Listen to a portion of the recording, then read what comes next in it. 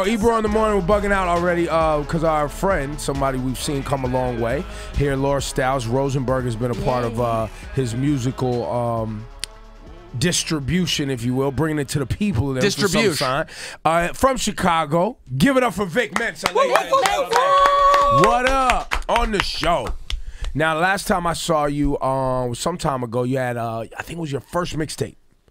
What was the name of the first joint? I don't remember. What was it? Internet Tape. Internet Tape, that's right. And a lot of the young girls, Brittany Sky, Deani D, we used to do this thing called New Music, the Music Me, I forget what it's called, some shit like that. You mean Battle of the Beats, there you go. That was it was your thing. Fam, listen. It's a long time. A lot's happened.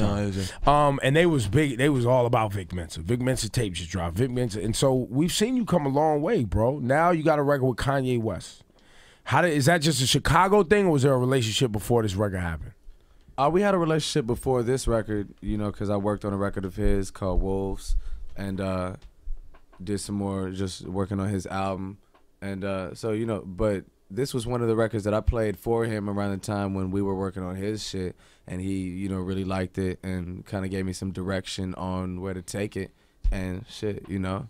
One time he mentioned he might hop on it. I was like, I'm gone. Hold you to that. Right. So the record was already, how far along was the record before he jumped on it?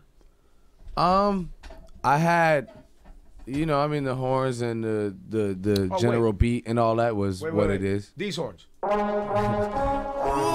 the Shrek joints. The Shrek joints. The Shrek horns, as Ebro calls them.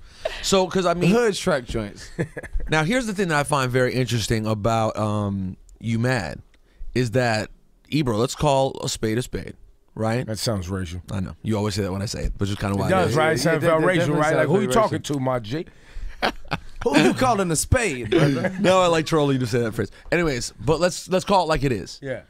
Ye has had a bit more of a struggle this time around finding that leaked single that really resonated. Okay. And truth be told, You Mad is the one that has resonated the most of anything that's come out.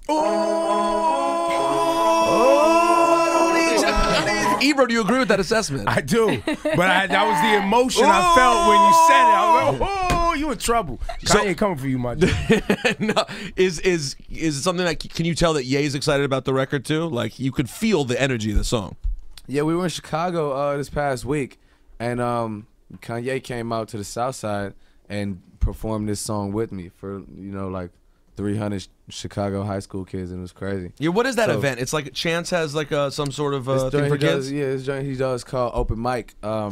It's like commemoration of a dude we had named Brother Mike, who, you know, was one of our early mentors in this rap stuff, and he passed away. So, you know, at this point in time, I remember when he passed away, telling a bunch of kids at the service that since he's gone now, you know, it's our collective responsibility to put all of each other on, you know, in the way that he put us on and shit.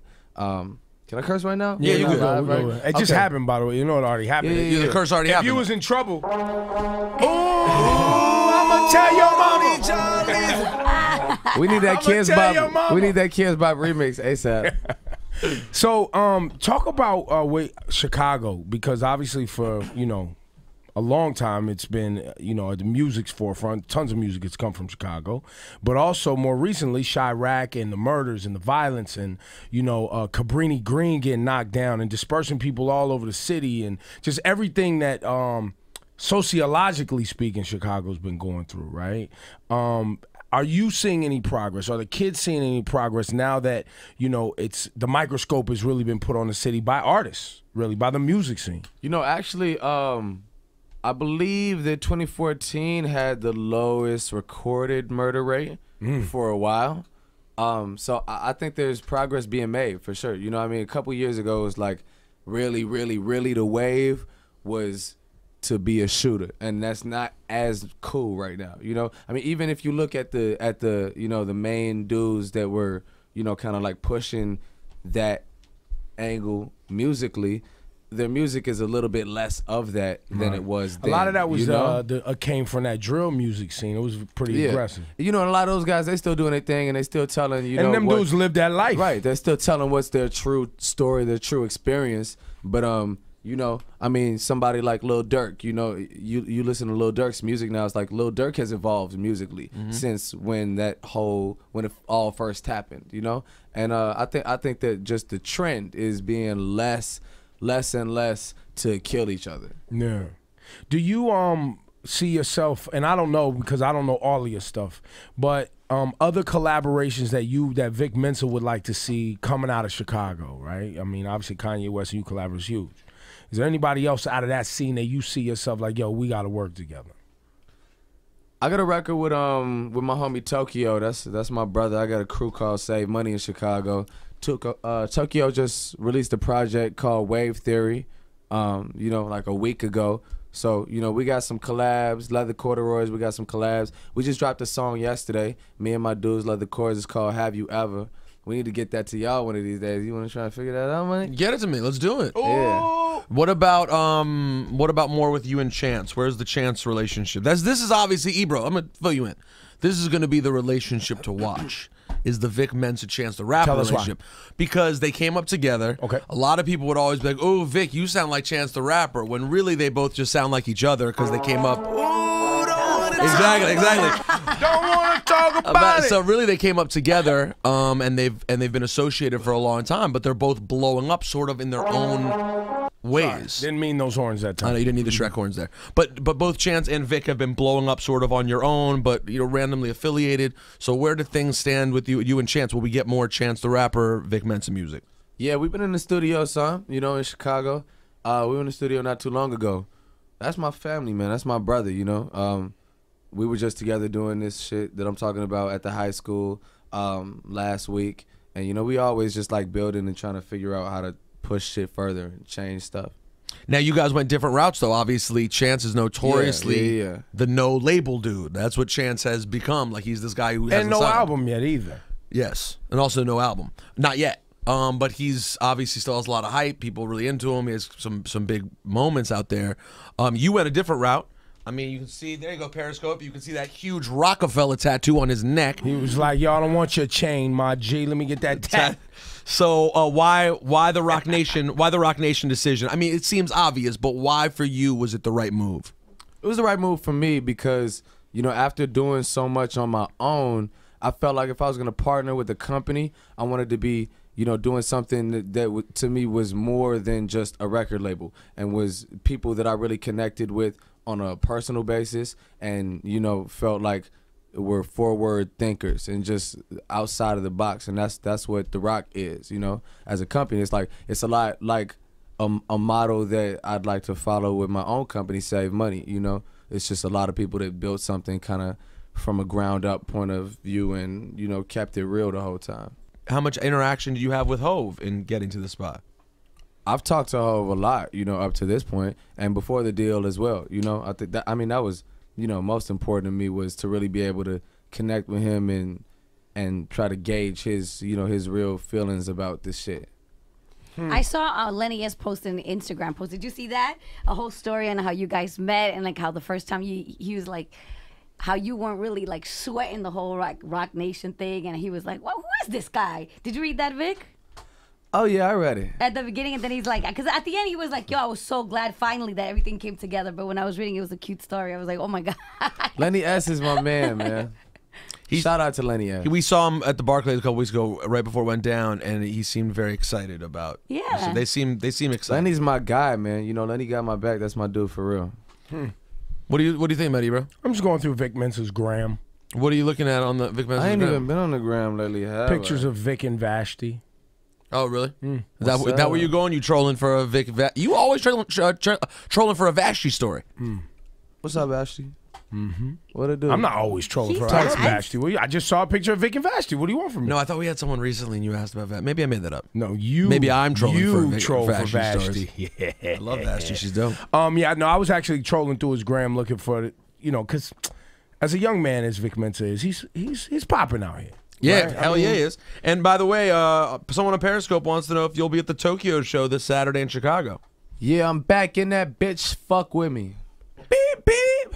That was aggressive. That's what's going on, that was right? aggressive. Yeah, I'll definitely be at Tokyo show, man. That's tomorrow, right? I'm there. Someone said they love Down on My Luck and Orange Soda, Sweet. which is a great song. Periscope. What is this shit that y'all are all Periscope on is right now? another picture of Vic Mensa and Vashti. Okay.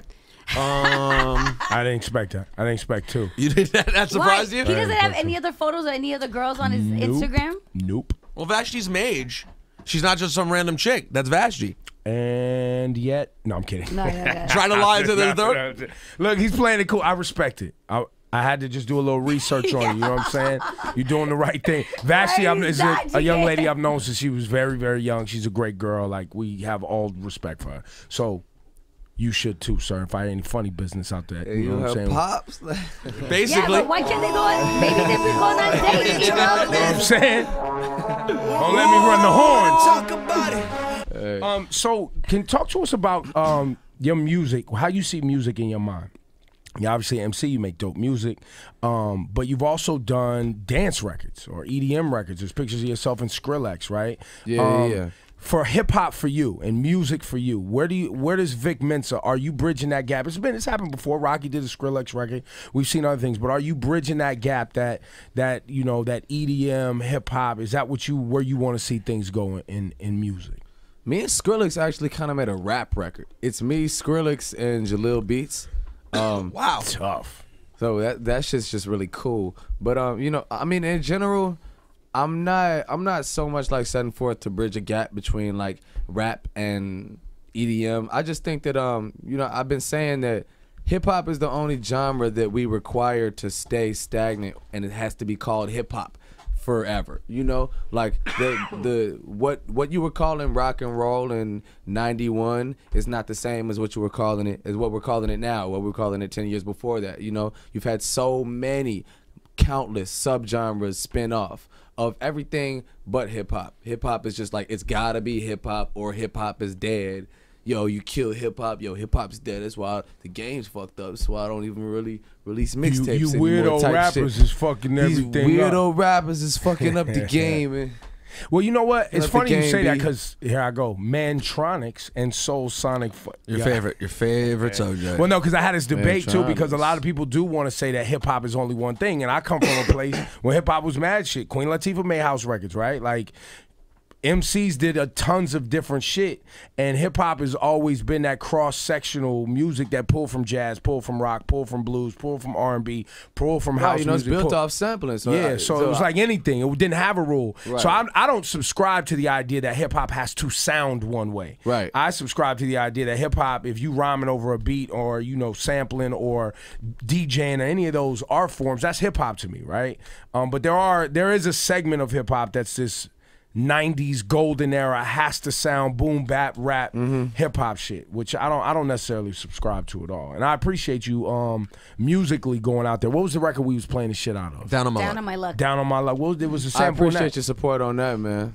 For real. So, No, there wasn't a sample in that. It had like an interpolation. It had and- an interpolation of I'm not even gonna say it because I don't want them to like. Yeah, no, there's no Yeah, point. yeah, good point. Okay, but last time I saw you, I ran into you I ran into Vic in London, and I mentioned Down on My Luck, and you seemed like very like. You was out here balling. Yeah. Yo, I ran into Peter Rosenberg. He He was had out 20 shit. bitches. Yeah, it was But crazy. why was he frustrated? So over you seemed generally frustrated with that, like there was weird shit related to Down on My Luck. It didn't get on iTunes fast enough. We all thought. Right. Yo, Vic, when I Yeah, first she was heard the asking me every record, day. She was like, "I just want to buy Down on My Luck. Why was can't like, I buy Down on My Why Luck?" can't I buy it? I just want to buy the record. So even though you were annoyed by it, can you give people a little bit of an understanding of what happened with Down on My Luck? You know, a lot of people in a lot of places like Down on My Luck. We put it out. He put it out in the UK, and you know, some things took a little longer than I would have liked them to. But honestly, I'm happy that everything's worked out how it's worked out to this point today. You know, because I have more music that's more representative of me and where I'm going and what I'm trying to do than Down on My Luck. Down on My Luck was cool. It was something that I just kind of did as a one-off. But it could you make know? people think that you were something different. It than was people like, you know, hitting me up to do mad sessions with like dance producers. And, and I'm over here at dance festivals and stuff like that. I got one dance song, and the rest of the shit, I feel like I'm screaming at people because motherfuckers is waiting for the beat to drop, and Yeah, it's like like, ain't no I'm like, yo, drop. my shit dropped after the 4-bar intro. There's not a video yet for You Mad, huh? Video on the way. Kanye's in the video. Yeah. Not shot. You guys haven't shot it yet. Oh yeah, we did. Oh, you did shoot it, so it's editing and getting that whole thing Yeah, together. it's coming ASAP. What can we expect in the music video? What anything you want to tell us about the video to get us prepared?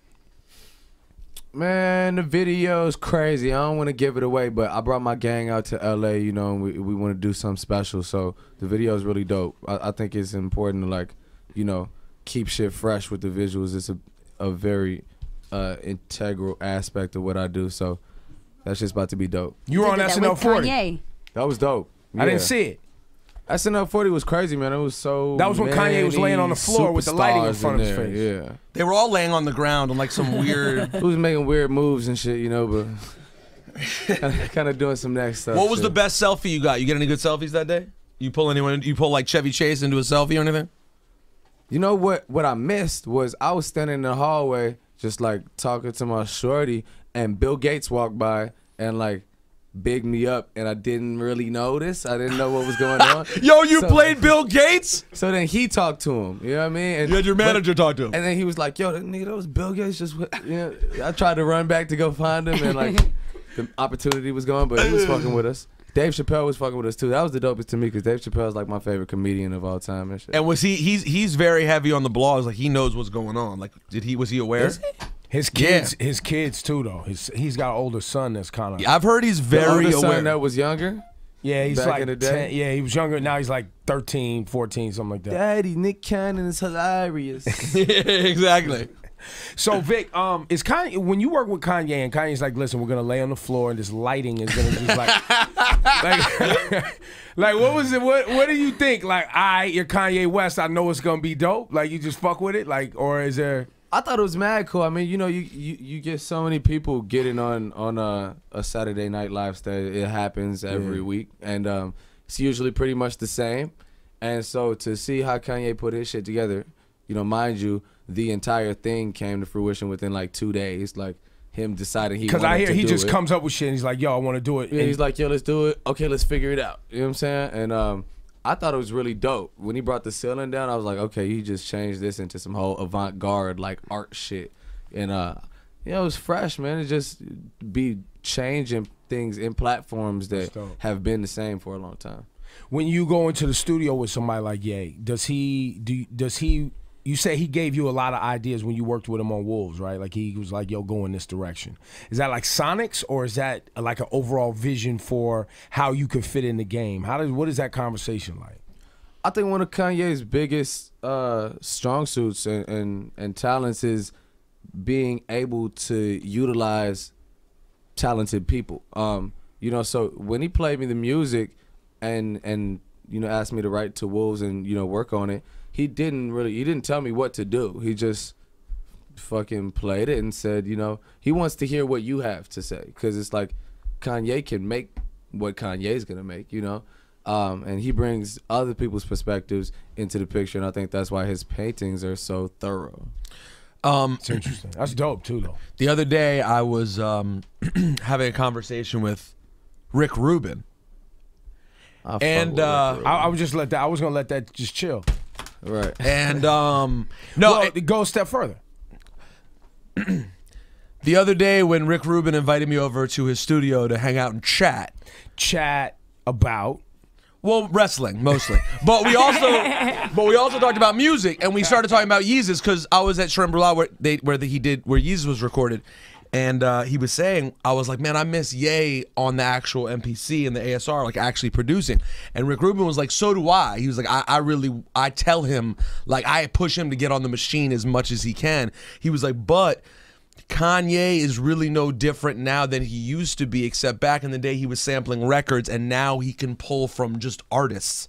It's the same concept. And that's basically what you're saying. He always orchestrates. It's just a matter of whether he was orchestrating from old soul records or having someone like Vic Mensa be like, yo, do this. And it's the same. Or do something and let me turn it into something else. Right. That's what they do. You know, is they just, like, he's a maestro who's also obviously very skilled at each specific piece of making a song, but you know, he's able to use other people's talents so much to his benefit. Yeah, he's special. That's dope. Well, I wanted that little Cool tidbit guy, from you, man. and I really appreciate you, man. No doubt, man. I got you, man. Is your real last name Mensa? Yeah. Really? He's lying to you. His last name is not Mensa. He's lying to you. Who's the lying to liar? you? That's crazy. Right? What's he gonna do? Yeah, my pops is Ghanaian. Shout out to all the Africans out there. And Mensa is like a Ghanaian last name. Dope. Ooh, I don't need y'all either. Thank you, Vic Mensa. Thank you, bro. Ooh, don't wanna talk.